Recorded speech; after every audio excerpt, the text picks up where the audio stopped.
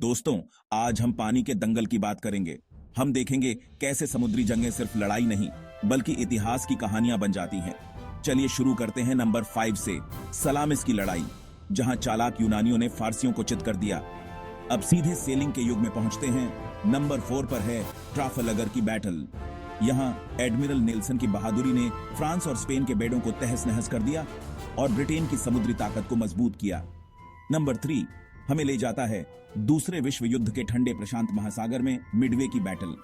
David बनाम गोलियत की यह कहानी है, जहां कम ताकत वाले अमेरिकी बेड़े ने जापान को करारी शिकस्त दी। दूसरे नंबर पर आती है फिलीपीन सागर की भीषण लड़ाई। इसे ग्रेट मैरियानास टर्की शूट भी कहते हैं। यहां अमेरिका की हवाई ताकत ने जापान को धूल चटा दी। और हमारी लिस्ट में सबसे ऊपर है जूटलैंड की मशहूर लड़ाई। पहले विश्व युद्ध में जहाजी राक्षसों की एकमात्र टक्कर थी।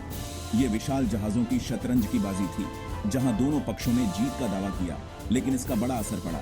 ये लड़ाइयां सिर्फ जहाजों की टक्कर नहीं बल्कि इरादों, रणनीतियों और तकदीरों का संगम है। अगली बार और रोमांचक ऐतिहासिक मुकाबलों के लिए तैयार रहना।